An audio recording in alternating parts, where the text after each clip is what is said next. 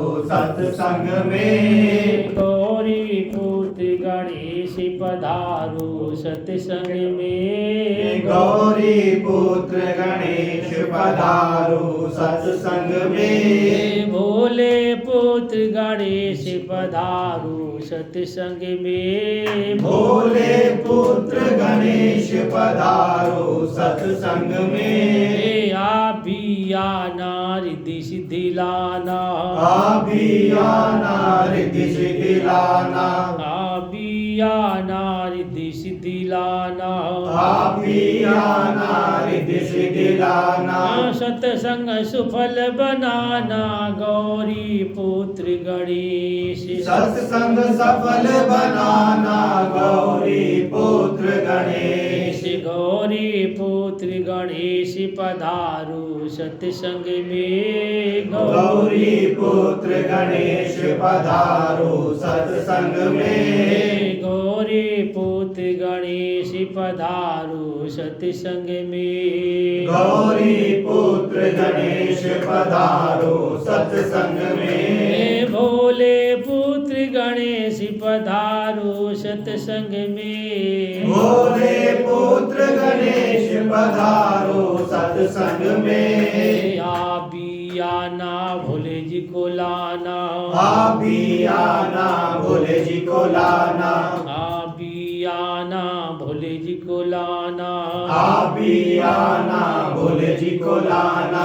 माता को ले आना हमारे सत्संग में। माता को ले आना हमारे सत्संग में। गौरी पुत्र गणेश पधारो सत्संग में। गौरी पुत्र गणेश पधारो सत्संग में। गौरी पुत्र गणेश पधारो सत्संग में। गौरी पुत्र गणेश पधारो सत्संग में। आना वीर हनुमान हमारे सत्संग में। आना वीर हनुमान हमारे सत्संग में। आना वीर हनुमान हमारे सत्संग में। आना वीर हनुमान हमारे सत्संग में। आप भी आना राम जी को लाना।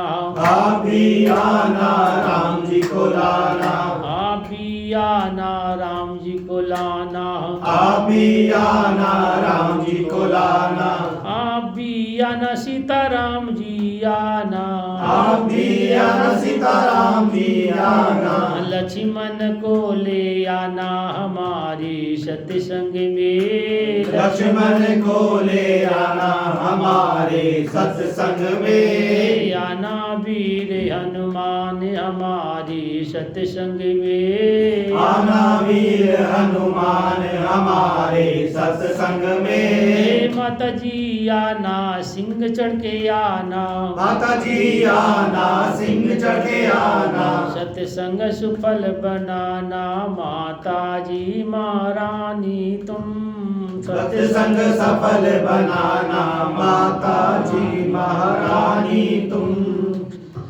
सत्संग सुफल बनाना गौरी पुत्र गणेश। सत्संग सफल बनाना गौरी पुत्र गणेश। गौरी पुत्र गणेश पधारो सत्संग में। गौरी पुत्र गणेश पधारो सत्संग में। राधा कृष्ण आना गोपियाँ साथ लाना। राधा कृष्ण आना गोपियाँ साथ लाना। राधा कृष्ण आना गोपियाँ साथ लाना। राधा कृष्ण आना गोपियाँ साथ लाना। बंसी खूब बजाना हमारे सत्संग में। बंसी खूब बजाना हमारे सत्संग में। बंसी खूब बजाना हमारे सत्संग में। बंसी खूब बजाना हमारे सत्संग में। बंसी खूब बजाना हमारे सत्संग में। बंसी खूब बजाना हमारे सत्संग में। भैरव बाबा आना 64 जोगन लाना। भैरव बाबा आना 64 जोगन लाना। भैरव बाबा बाबा आना 64 जोगन लाना, भैरव बाबा आना 64 जोगन लाना, डमरू खूब बजाना हमारी सत्संग में, डमरू खूब बजाना हमारे सत्संग में, भैरव भगवान पधारो सत्संग में, भैरव भगवान पधारो सत्संग में, भैरवनाथ पधारो सत्संग में, भैरवनाथ पधारो सत्संग में, पंचवीरनाथ आना भयो साथ लाना, पंचवीरनाथ आना भयो साथ लाना, सत्संग सुफल बनाना पंचवीरनाथ भगवान, सत्संग सफल बनाना पंचवीरनाथ भगवान, पधारो सत्संग में, पधारो सत्संग में, सभी देवतायान पधारो सत्संग में, सभी देव देवतावान पधारो सत्संग में, भगतायान पधारो सत्संग में, भगतावान पधारो सत्संग में, भगतायान पधारो सत्संग में, भगतावान पधारो सत्संग में। गुरु सद्गुरु महाराज काली की जय। सत्संग में आह्वान करने पे सभी देवी देवता भक्त जन जिन जिनको आप बुलाए हैं वो सारे सत्संग में पधार जाते हैं, तुम्हारे बीच में आकर बैठ जाते हैं, तुम्हें पता नहीं लगता है कहाँ बैठे हुए, पर बुलाए हुए अतिथि उनको बुलाया जाता है, प्रेम से बैठाया जाता है, उनको सारे आते सभी देवी देवता और तुम्हारे सत्संग को सुनते हैं। जैसे परीक्षित का सत्संग सुनी सवेरे शुक्ल जी महाराज भागवत गीता को सुनाने परीक्षित के लिए बैठे थे, तो जो हम बैठे तो सारे देवता वहाँ से अमृत लेकर के, अमृत का घड़ा लेकर के और सुखदेव मुनि जी के पास आए और कहने लगे प्रभु ये अमृत ले लो, परीक्षित जी को पिला दो, परीक्षित जी अमर हो जाएंगे और भागवत गीता की कथा हमें सुनाओ। सुखदेव मुनि जी कहते हैं हे देवताओं, ये अमृत एक कांच के टुकड़े के बराबर है, कांच का टुकड़ा और अमृत कभी बराबर नहीं हो सकता है। ये अमृत पीने से राजा परीक्षित अमर हो जाएंगे, पर अब राजा परीक्षित तो मोक्ष की ओर पाएंगे, मोक्ष चाहिए उनके, अमृत पी के अमर नहीं होना चाहिए, उनको मुक्ति चाहिए उनको। ये अमृत तुम रख लो अपने पास में, आप तो सूंघते हो, आपका अमृत है, तो कथा तो राजा परीक्षित सुनेंगे और अमृत नहीं पिएंगे। तो ये अमृत से बढ़ के कथा और सत्संग है, और कथा सत्संग में जो लोग व्यक्ति बैठते हैं सुनते हैं परम गति को प्राप्त होते हैं, दोबारा संसार में जन्म लेते नहीं है। जो कीर्तन भी करते हैं, कीर्तन है, सिमरन है, गुरु का जप है, किसी भी देवी देवता का जप करते हो आप मन से करो, परम धाम को प्राप्त होगी। हम लोग कीर्तन करने से पहले आह्वान किया है और कीर्तन से बाद में हमें बुलाने के बाद में कीर्तन करने के बाद सत्संग चालू होता है। ब्रह्मा जी ने जब सृष्टि की रचना की तो उन्हें शांति नहीं मिली, जब शांति नहीं मिली तो बड़े परेशान हुए ब्रह्मा जी, तीनों लोगों में भागते फिरे। फिर उनको ख्याल आया कि मैं चले भगवान विष्णु जो है पालनहार हैं, उनसे हम इसके बारे में पूछे कि मैंने सृष्टि तो रच दी है, सृष्टि रचने के बाद हमें शांति नहीं, तो हमें क्या कैसे किस प्रकार मेरा मन शांति हो, किस प्रकार में स्थिरता आए, घबराहट किस प्रकार घटे। ब्रह्मा जी ने भगवान विष्णु को जाग पहुँचे और प्रणाम किया, तो विष्णु ने कहा आइए ब्रह्मा जी, तुम्हारी स्वागत है हमारे लोक में, विष्णु लोक में, और कैसे आया। ये हमें सीखना चाहिए कि हमारे यहाँ कोई भी अतिथि आता है, अतिथि का आदर करना चाहिए, अनादर नहीं करना चाहिए। पहले उसे आती बैठ बोलना चाहिए आओ और बैठो, फिर पानी पीने के लिए चाय नाश्ता भी करवाते हैं। ब्रह्मा जी से बुला के बैठो, ब्रह्मा जी बैठ के बोला, प्रभु मैं किसी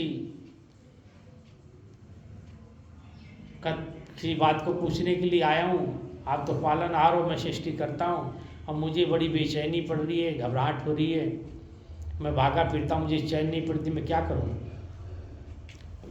ब्रह्मा जी ने बोला, तुमने सृष्टि के रचयिता हो, जब तुम्हें शांति नहीं है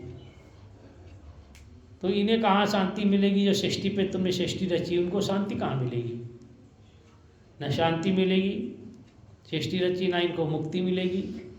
जैसे तुम घबराते फिर रहे हो, वैसे ये सारे उथल पुथल सृष्टि वाले हो जाएंगे। इसीलिए तुम जाओ, सत्संग करो, जाकर के ब्रह्मलोक में बैठ के सभी देवताओं को इकट्ठा करके, और सत्संग साथ में कीर्तन करो आप, इसे शांति मिलेगी। तो ब्रह्मा जी ने फिर भगवान विष्णु के बताए हुए मार्ग पे आकर के ब्रह्मलोक में देवताओं को बुला करके, गंधर्वों को बुला करके, सभी को वहाँ पे आह्वान करके बुलाया, उचित स्थान दिया बैठने के लिए सबको, और फिर वहाँ पे सत्संग किया। सत्संग करने के बाद शांति प्राप्त होती। वही सत्संग आज हम लोग इस पृथ्वी पे करते आ रहे हैं। तो कहीं शांति न मिले तो आप सत्संग में जाकर बैठो, मन लगा के, तो सत्संग से आपके मन को शांति मिलेगी। तो इसलिए जब से आह्वान के बाद में कीर्तन बोलते, कीर्तन के बाद में भी सत्संग चालू होता है, शुरू में भी और अंत में भी।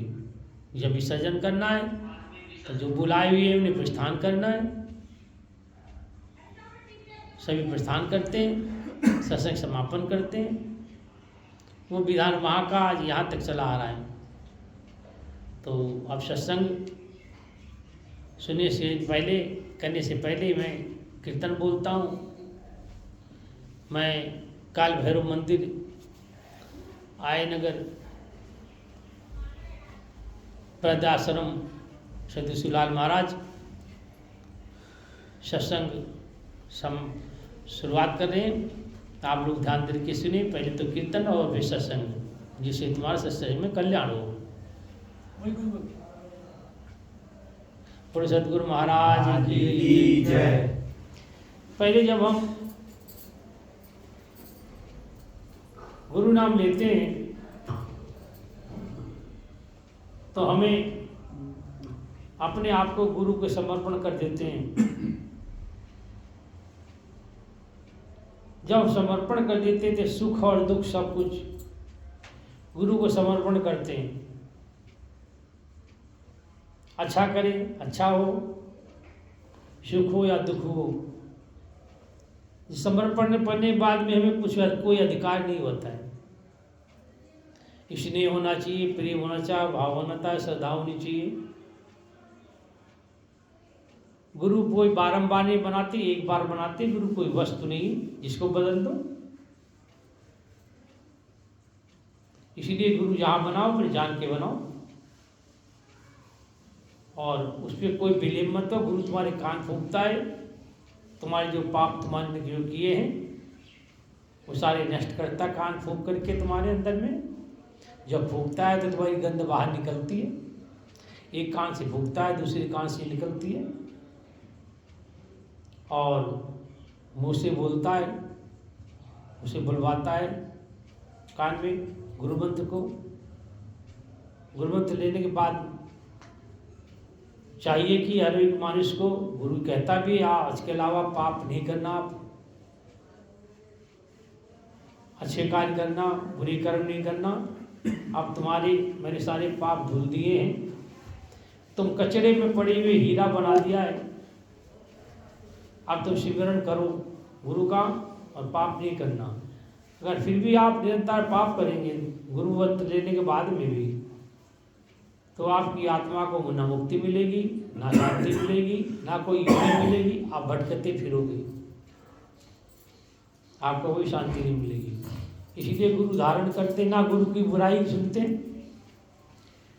जिन्हें गुरु धारण कर रखा है, अगर उनके सामने उनको गुरु की बुराई होती है तो या तो जवाब दो, भगवान शंकर कहते हैं शिव पुराण के अंदर में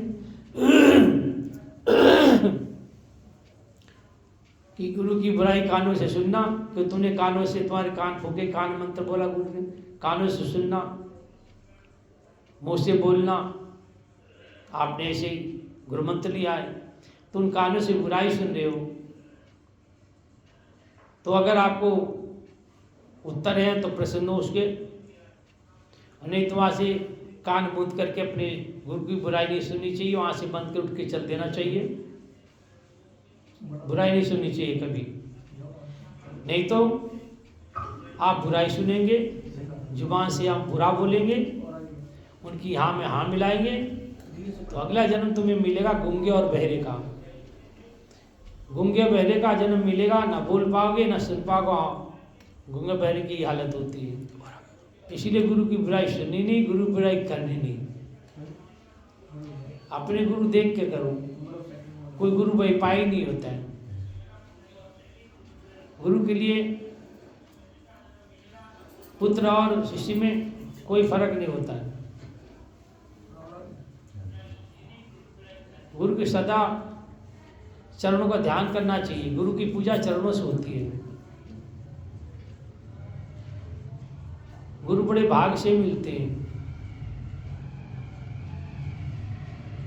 आप गुरु धारण जब तक नहीं करते तब तक आप पैदा नहीं हुए। जब आप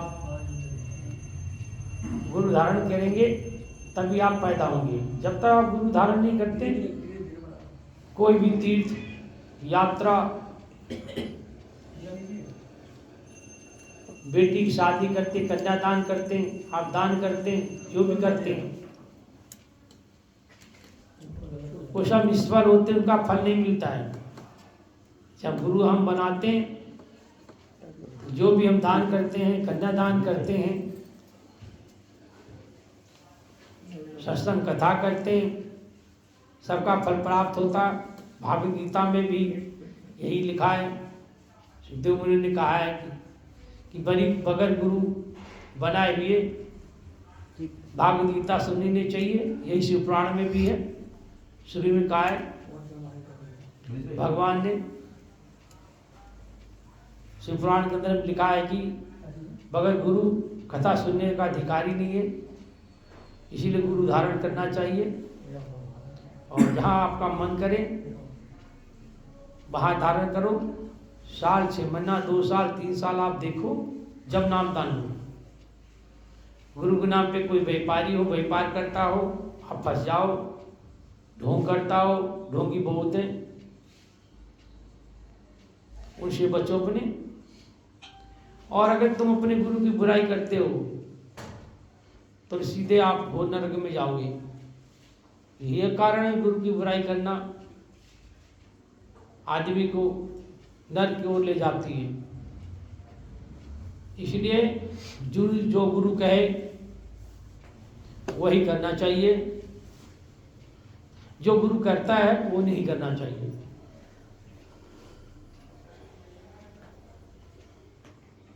हमें उसके गुरु के करने सीखते कर्मों पे नहीं जाना है, हमें अपने कर्मों पे जाना। तो गुरु को दीक्षा लेनी चाहिए। बगैर दीक्षा हमारा 60 साल हो गया, सब बेकार है। ये नहीं करना चाहिए गुरु ये ठीक नहीं, गुरु वो ठीक नहीं, गुरु ऐसे, उनने ऐसे किया, गुरु ऐसे। तुम अगर किसी गुरु की बुराई करते हो, गुरु ये किए भगवान शिव, शिव श्री गुरुवे नमः, शिव श्री गुरुवे नमः, शिव श्री गुरुवे नमः। एक ओंकार वाहिगुरु सतनाम, एक ओंकार वाहिगुरु सतनाम, एक ओंकार वाहिगुरु सतनाम। अगर तुम किसी के गुरु की आप बुराई करते हो, किसी दूसरे से नामदान ले रखा है उसकी आप बुराई करते हो, तो आप बुराई करने के बाद भी आप नरक में जाओगे। किसी के गुरु की बुराई नहीं करनी, ना सुननी किसी की। जहाँ राम चर्चा हो, भागवत गीता हो, सत्संग हो, बैठ करके सुनना चाहिए। उसका ध्यान सत्संग तरफ होना चाहिए कि आचार्य क्या बोल रहा है, आचार्य क्या कह रहा है, क्या कथन सुनाया है। अपने अंदर तार कर देना चाहिए, उतार देना चाहिए, ताकि बाद में अगर आचार्य पूछे तो उसका जवाब दे देना चाहिए। हम सत्संग कीर्तन जाते हैं, बैठे रहते हैं, पर शरीर हमारा बैठा है, मन हमारा कहीं दूसरी जगह है। मन हमारा निरंतर कहीं इधर उधर घूम रहा है, खाली हम केवल सत्संग में बैठे ही दिखाई देते हैं, बैठे दिखाई देते हैं। शरीर हमारा यहाँ है, मन हमारा दूसरी जगह है। उस सत्संग का कोई फायदा नहीं है। बहुत से बड़े सत्संग जहाँ भारी कई लाखों की सत्संग होता है, आधे ज़्यादा लोग तो एक जगह सो जाते हैं बैठ करके। ढूंढते कि कोई ऐसा मिल जाए जहाँ सत्संग सुनने को मिले और नींद आए तो सो जाओ, तो क्या फायदा है सत्संग को? जब तक सत्संग चलता है सुनो, आचार्य के गुरु की वाणी से आपको जो सुनने मिला बड़ी भाग से मिलता है। इसलिए सत्संग को सुनना चाहिए, भगवान की आरती करनी चाहिए। चरण से लेकर के कमर तक और मस्तक तक ओम बन जाना चाहिए आरती को घुमाते समय। हम आरती उठाते कहीं ऊपर से घुमाने लगते, कहीं बीच से घुमा लगते नहीं है, हमें ओम खिलाना है, नीचे से लेना, ओम बनाते हुए ले जाना, ओम बनाते हुए फिर लाना नीचे को। आरती घुमाने का तरीका है। सुबह शाम तो करनी चाहिए, सिमरन भी सुबह शाम करना चाहिए। तो सत्संग के द्वारा आप शांति मिलती, कीर्तन द्वारा भी आपको मुक्ति और शांति दोनों मिलेगी। इसलिए गुरु से ज्ञान लेना बहुत जरूरी है। ज्ञान के ऊपर में अंधकार है, अंधकार हमारी बुद्धि मिटा सकता है। और समर्पण की बात कीजिए, समर्पण कर देना चाहिए। तो मैं आपको, जब गुरु धारण करते हो, गुरु की पूजा करते हो, गुरु के चरणों की पूजा होती है, गुरु की मस्तक पूजा नहीं होती। गुरु के चरण पूजे जाते हैं। गुरु के चरण तुम्हारे घर में पड़ गए तुम धन्य हो गए। जिन लोगों के घर में सुबह शाम पूजा होती है, शंख बजता है, घंटियां बजती हैं, उसका वातावरण दयामयी हो जाती है, नकारात्मक पूजा खत्म हो जाती है, उस घर में आनंद आने लगता है। वो घर नहीं रहता, मंदिर बन जाता है। कई लोगों का कहना है, लोग यूट्यूब चैनल पे जो मन में आए बोल दिए, शाम को घंटी नहीं बजानी चाहिए। ऐसा नहीं है। जब शाम को हम पूजा करेंगे, हमारी भी पूजा 5 वक्त की होती है। मॉर्निंग में सुबह जल्दी पूजा करने वाले जो मंदिर हैं, 3 बजे उठ जाते हैं, स्नान दान, मंदिर की सफाई सारी तैयारी करके 4 बजे पूजा स्टार्ट करते हैं। तो पहली पूजा 4 बजे से लेकर के 6 बजे तक है। दूसरी पूजा 6 बजे से लेकर के 9 बजे तक है। तीसरी पूजा 9 बजे से लेकर के 12 बजे तक। 12 बजे के बाद कपाट बंद हो जाते हैं, भगवान को सुला दिया जाता है। फिर भी हम देखते हैं लोग 1:30 बजे 2 बजे जब भगवान सो रहे होते हैं, तब लोटा लेकर के जल चढ़ाने जाते हैं, भगवान पर जल चढ़ाते हैं। तो आपका जो कार्य है सिद्ध नहीं होता है। दलित और अशांता घर की नकारात्मक ऊर्जाएं सारी आप पैदा कर रहे हो। पूजा का समय मैंने बताया, यही समय 12 बजे के बाद मंदिर बंद हो गए। उसके बाद चौथी पूजा हमारी 4 बजे, फिर शाम के टाइम पर्दा खोलते हैं। अपने मंदिर में पर्दा डालो। जो घर में थे लकड़ी का मंदिर हो, पत्थर का मंदिर तो हम लोग रखते हैं। मंदिर में पर्दा डालो, पर्दा खोलने जाओ, 3 बार ताली बजाओ और भगवान को कि प्रभु आप सुनिए, खड़ो समय हो गया आपका, प्रणाम करो, पर्दा खोलो। फिर आप 4 बजे आरती करो। आप ये आरती तुम्हारी चौथी हो गई 4 बजे वाली। 5वीं आरती करनी है आपको, फिर 6 बजे से 9 बजे। 9 बजे आपका फिर आरती करनी भगवान की, भोग लगवाना निरंतर, 5 टाइम भोग लगेगा। और दीपक अपने घर में जो जलाते हो आप, 5 दीपक अगर आरती के लिए तो घी की दीपक जलाओ आप, उसके अंदर चावल जरूर डाल दो। चावल का भी भोग लग जाएगा आरती में। धूप बत्ती आप लगाती हो, भगवान का आरती करो, 3 बार आरती लो, हाथ घुमा करके भी 3 बार। और फिर रात में मंदिर फिर 9 बजे बंद कर दिया जाता है। फिर विश्राम के लिए हम सब काल के बस में चले जाते हैं। तो हमारी पूजा भी 5 वक्त की है। जैसे मुसलमानों की नमाज 5 वक्त की होती है, और हम लोग मुश्किल से 2 वक्त की पूजा करते हैं। हम नहीं करेंगे तो हमारे बच्चे भी नहीं करेंगे। हमें पूजा करनी चाहिए ताकि हमारे बच्चे भी करें। रघुनाथ मंदिर में 5 वक्त पूजा होती है। बहुत से मंदिरों में भी होती है पूजा।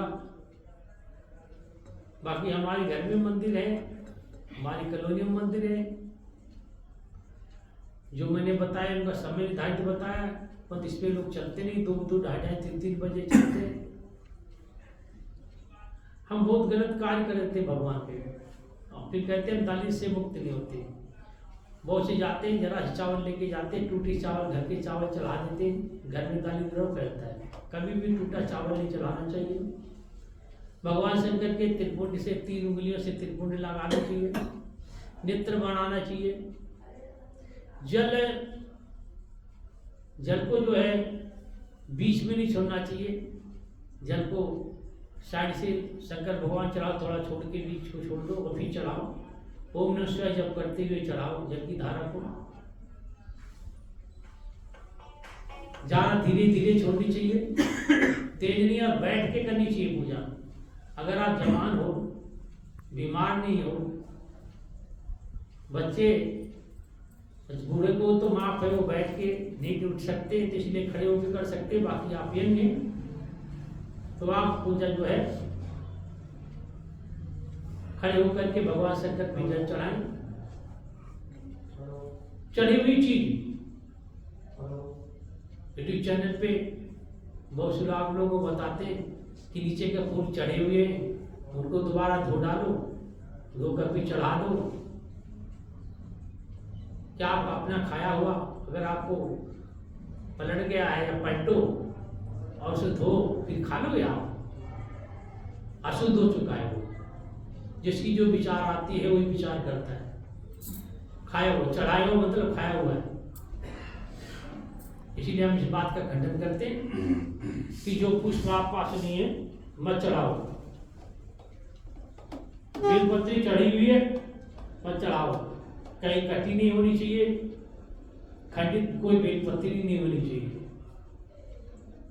आप भगवान शंकर पे 1 लोटा जल सादा चढ़ा दो, नहीं तो आप 1 लोटे के अंदर भीतर डाल लो, नहीं तो 1 बेलपत्री डाल लो और भगवान शंकर को नमः शिवाय करते हुए आपको जल को चढ़ाएं। आप बीमार ज्यादा रहते हैं तो आप कनेर के फूल भगवान शंकर के ऊपर में चढ़ाएं,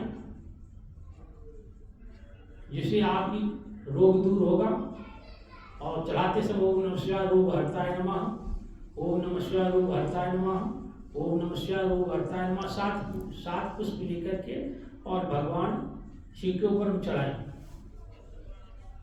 अगर आप घर में लक्ष्मी का वास नहीं है तो मैंने कहा पहले बताया कि खंडित चावल नहीं होना चाहिए। पूजा के चावल होते हैं, पूजा चावल मंगा लो, उनमें एक भी खंडित नहीं मिलेगा और चढ़ाओ। शिवपुराण में 2 लफ लिखे हैं, 2 लफ मुट्ठी में ऐसे भरो, यूं चढ़ाओ भगवान शंकर पे 2 लफ चावल। आप ऐसा अगर किसी दूसरे मंदिर में करते हो तो पंडित मना करता है कि पंडित को सफाई करनी पड़ती है, पंडित को भी कुछ दे दो, वो आपको कभी मना नहीं करेगा। हम पैसा देते ही नहीं कुछ, वो हम चढ़ा के चले आते, वो तो सफाई करेगा तो बोलेगा। इसलिए 2 लख चावल चढ़ाने। अगर आपकी कीर्ति यश पाना है तो आप भगवान शंकर के ऊपर में रस चढ़ाओ, ईख का रस, जिससे तुम्हारी कीर्ति बढ़ेगी, स्वाभिमान बढ़ेगा।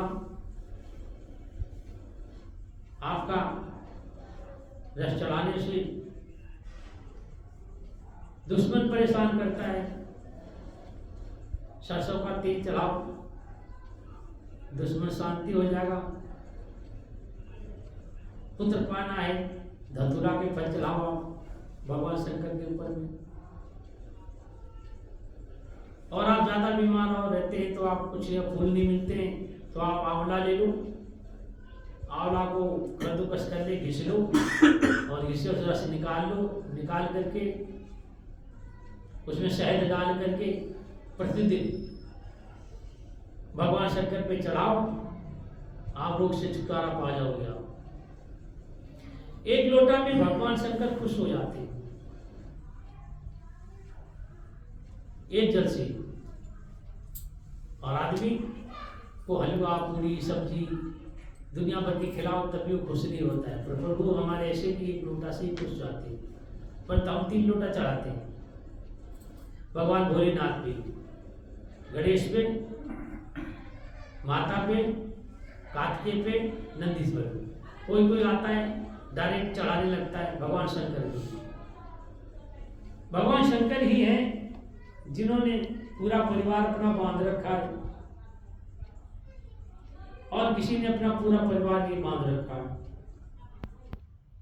राम जी का, न कृष्ण जी का कोई परिवार, बाकी भोलेनाथ ने परिवार बांध रखा। इसीलिए मैं कहता कि भोलेनाथ की पूजा करने से आपका पूरे परिवार में संगठित सुख शांति होगा, क्योंकि देखो एक से एक बैली है। भगवान शिव के ऊपर में जो सर्प है, बासुकीनाथ जी, बासु सर्प है जो, वो देखो। मोर है कार्तिकेय का, वो देखो भाई, मोर सांप का बैली है, सांप मोर का बैली है। नंदी सिंह का बैली है, चूहा सांप का बैली है। और फिर भी एक ही साथ रहते हैं सब, और अपना परिवार डोरी में बांध रखा है, बाकी और किसी परिवार नहीं। इसीलिए भगवान शिव की पूजा करो। भगवान माता पार्वती की पूजा पर हुआ, आपका पशुपति नाम क्यों पड़ा? पशुपति नाम से आप पूजे जाते हो क्यों पड़ा? पशुपति। तो भगवान माता पार्वती से कहते हैं, हे देवी, ब्रह्मा से लेके विष्णु तक पूरा चराचर जगत सब हमारे डोरी में बंधा हुआ है। सबके नाक में मैंने नकेल डाल रखी है, रस्सी हमारे हाथ में पशु के समान मैंने बांध रखा है। जिधर को मैं खींचता हूँ उधर को चलते हैं, जो मैं करवाता हूँ वही करते हैं। इसीलिए मेरा नाम पशुपत पड़ा है कि भगवान मान सब ब्रह्मा से लेकर विष्णु तक सबको मैंने एक डोरी में बांध रखा है, नाक में नकेल डाल रखी है और पशु के समान बांध रखा है। इसीलिए मेरे पशुपति नाम। भगवान शंकर को पूजने से घर में शांति आती है। जल चढ़ाने जाते लोटा आगे लगाओ, जल पी लो थोड़ा, घर में शेव दो जाकर के। भगवान शिव की पूजा करने से केवल संसार में शिव शक्ति की रचना से इस पूरा संसार रचा गया है। उनकी कृपा से सब कुछ संसार उन्हीं से निकला, उसी हम तय हो जाएंगे। नीचे जो जलाशय है वो माता है, ऊपर जो है लिंग है भगवान शंकर का है। तो हम जब शिवलिंग की पूजा करते हैं तो माता पिता की दोनों पूजा हो जाती है, सबकी पूजा हो गई। जैसे मैंने गुरु पूजा कर ली, मैंने आपको बताया गुरु कौन है, भगवान शिव। शिशु गुरुए नमः, शिशु गुरुए नमः, शिशु गुरुए नमः, शिव गुरु है। तो हम मानिए गुरु पूजा कर ली, सबकी पूजा होगी। अगर आपका मन नहीं मानता है तो सबकी और पूजा कर लो, कोई दिक्कत नहीं। पूजा जितनी बार करो उतना अच्छा है। जितने देवी देवता है सबकी पूजा करो, पर एक है, तत्व एक है, रूप अनेक है। इस माला को देख रहे हो, रुद्राक्ष की माला है। इस माला में मोती 108 है। रुद्र है क्या, रुद्राक्ष है क्या, एक रुद्राक्ष, बाकी गिनती 108 की है। तो ऐसे ही देवी देवता किसी की भी आप पूजा करो, भगवान कृष्ण करो, माता की करो, भैरव जी की करो, गुरु की करो, शंकर जी की करो, किसी की करते हो, सब एक ही है। भगवान शंकर से सब निकले, शंकर में ही लय हो जाएंगे। हमारा मानव जीवन मिला है, बड़ी मुश्किल से मिला है, ये दोबारा नहीं मिलेगा। हमारे जीवन में आने के बाद हम इस आत्मा को परमात्मा में मिला सकते हैं। हमारे बहुत से जन्म हुए सतयुग से लेकर आज तक, पर भगवान की कैसी माया है, हमें कोई जन्म याद नहीं है। और हमें उन जन्मों में भी हमने ऐसे कर्म किए जो जन्म लेना पड़ा, हमें मोक्ष नहीं मिली, ये आत्मा परमात्मा में लीन नहीं हुई। अब फिर मौसम फिर मुझे भगवान के सहयोग से, प्रभु के सहयोग के मानुष जीवन मिला है, तो इसे मैं बड़ा अच्छा अवसर समझता हूँ। मानुष जीवन मिला है तो भगवान की कृपा से, गुरु की कृपा से इस आत्मा में परमात्मा में मिला सकता हूँ। कर्म करने, ये क्षेत्र जहाँ पैदा हुई है ये कर्म भूमि है। भारतवर्ष में जन्म लेना ही बहुत सौभाग्य है आपके। भारत देश में जो आप जन्म लिए, बड़े भाग्यशाली हैं आप। और आप सोचते हैं कि हमें जन्म लिया, भगवान ने मुझे धन नहीं दिया, भगवान ने मुझे, हम भगवान से रोज शिकायत की लंबी लंबी लिस्टें ले जाते हैं। जब किसान खेत में बोएगा नहीं तो काटेंगे क्या? अगर किसान खेत के अंदर में वो बोता है तभी काटता है। तो ये हमारा जीवन है, खेती है, हम बोने के लिए आए। पहले अगर बोया है हमने तो धनवान है हम, अगर गुरुओं की सेवा संतों की है तो पुत्रवान है हम, ईश्वरवान है, कीर्तिमान है हम। अगर मैंने पहले दान दिया है, संतों गुरुओं की पूजा की है, 3 दुखों के सहारा बने हैं, तो आज हमारे पास सब कुछ है। मौका मिला है तुम्हारे को, हम अपने बीवी बच्चों के लिए निरंतर रात लेकर के शाम तक सोते, तब तक उन्हीं की चिंता रहती है। भगवान कहता है एक बार मुझे भी तो याद कर ले। हमें अपने परिवार के अलावा हमें किसी की याद नहीं आती। जब अंत समय आता है, मौत हमारी निकट खड़ी होती है, तब मैं कहता हूँ मैंने अपने लिए तो कुछ किया ही नहीं, और ये जितने सब सारे खड़े हैं इन्हें मैं छोड़कर अकेले ही जा रहा हूँ। जबकि हमें भगवान ने मौका दिया, धन भी दिया, सब कुछ दिया, परंतु हमने कहीं कोई दान नहीं दिया,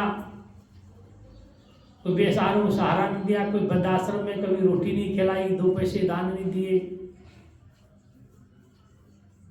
पहले भी हम ऐसे करके आए, अब भी ऐसे करके आ रहे हैं। पहले भी हम गरीब थे, अभी भी गरीबी है। जो लोगों ने पहले दान दिया आज धनवान है वो, और आज भी देते हैं। उनके आने वाले बच्चे, उनका परिवार सब मंगलमय होता है। धन दान देने से धन पवित्र होता है। गुरु के चरण धोने से शरीर के रोग खत्म होते हैं। गुरु के चरण के धोकर के आप स्नान करते हो, पीते हो तो आत्मा तृप्त हो जाती है। वाक्य अमृत पी लिया मैंने। गुरु की महिमा बहुत है। जब गुरु को हम अपना बनाते तो हम सब उसी सौंप देते। बोलो सद्गुरु महाराज की जय। अब सौंप दिया जीवन सारा गुरु